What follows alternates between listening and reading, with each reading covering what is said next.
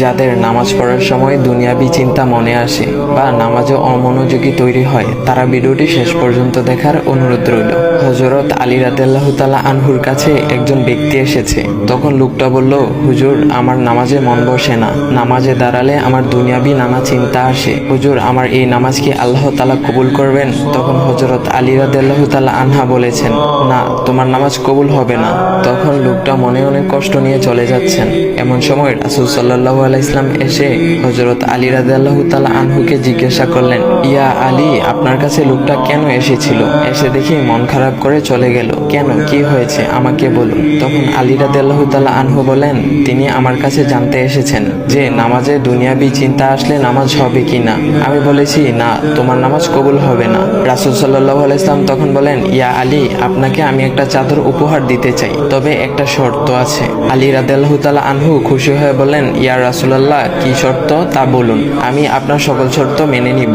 বুঝতেই তো পারছেন রাসূল সাল্লাল্লাহু আলাইহি ওয়াসাল্লামের চাদর বলে কথা। তখন রাসূল সাল্লাল্লাহু আলাইহি ওয়াসাল্লাম বললেন, ইয়া আলী, আপনি যদি এই মুহূর্তে 2 রাকাত নামাজ একনিষ্ঠভাবে পড়তে পারেন দুনিয়াবি সকল চিন্তা দূর করে, তাহলে আমি আপনাকে সেই চাদরটি উপহার দেব।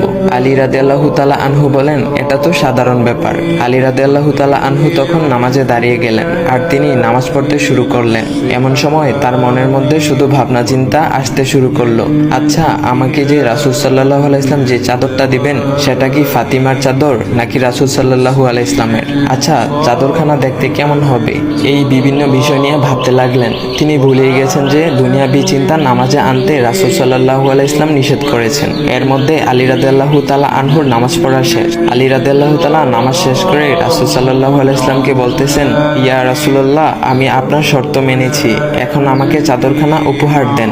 রাসূল সাল্লাল্লাহু আলাইহি ওয়াসাল্লাম বলেন, ইয়া আলী, আপনি কি একনিষ্ঠভাবে দুনিয়াবি চিন্তামুক্ত ছাড়া 2 রাকাত নামাজ পড়েছেন? তখন আলী রাদিয়াল্লাহু তাআলা আনহা মুচকি হেসে বললেন, না ইয়া রাসূলুল্লাহ, আমি আপনার চাদর নিয়ে অনেক কিছুই ভেবেছি।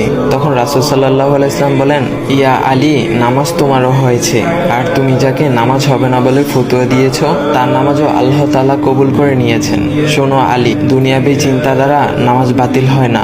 নামাজ মহান আল্লাহ তাআলা কবুল করে নেন।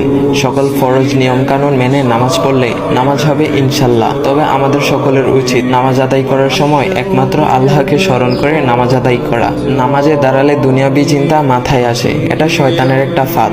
আল্লাহ তাআলা আমাদের সকলকে শয়তানের কুমন্ত্রণা থেকে হেফাজত রাখুক এবং সঠিকভাবে মনোযোগের সাথে নামাজ আদায় করার মতো তৌফিক দান করুক। সবাই বলি আমিন। চাইলে ভিডিওটা আপনি অন্যদের কাছে শেয়ার করতে পারেন, এতে অন্যদের ভুল ভ্রান্তিগুলো দূর হবে। তো গাইস, এমন ইসলামিক ভিডিও পাওয়ার